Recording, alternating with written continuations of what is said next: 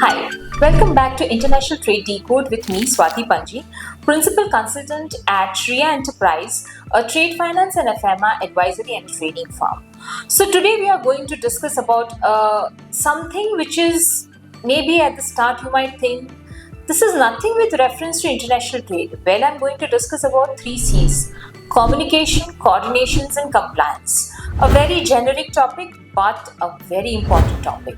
We will have series of sessions on this, but today in this video we are going to discuss about communication.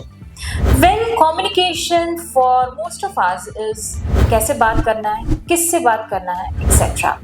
Well, communication goes much more beyond the way we speak. And if we talk in the parlance of international trade, it is much more important because we are dealing with diverse people from diverse geographies and diverse economies. Each has a different interpretations than what we interpret a particular aspect as. So if you have been dealing with someone and in your communication through your emails, phone calls, WhatsApp, if you are not on the same page, it might create a lot of issue. If you have said that we will be shipping it as an CIF, but you have not clearly stated it as a CIF, and you just say that no, we will be bearing XYZ cost and the goods will reach to you. If you have not used a proper jargon, proper regulations, the person overseas might interpret it differently.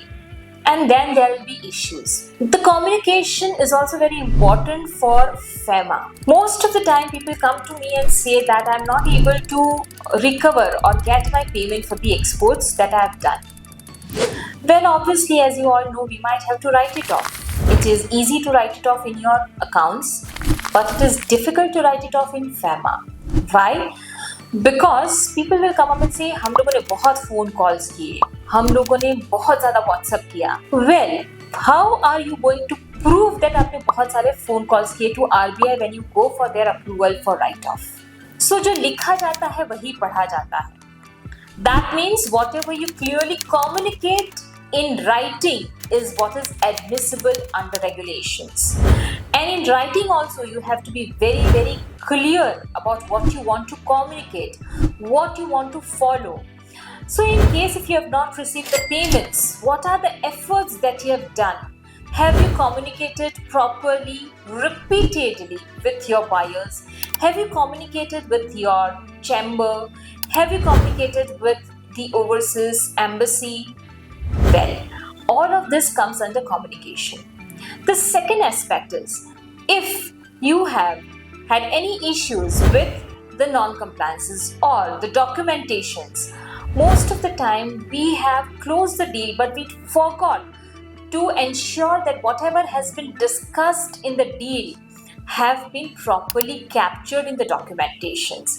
We take this part very lightly. There are many instances whereby people come to me and say that I have invoiced into US dollar and my shipping bill is in euro. Now you only tell me, how is it possible? If I have done a deal in US dollar, my shipping bill has to be in euro.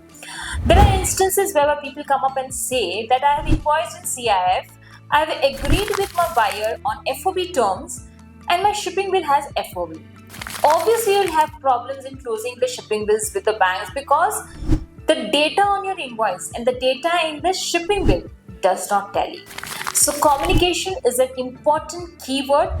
It is not a skill, but it is a necessity which reflects how you are going to deal with your overseas party and comply with the regulations with the regulators.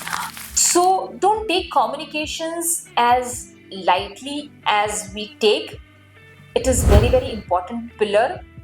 The clarity with which you communicate is what will be reflected, because most of the time the papers in international trade speak the intention of the trade that you want to communicate.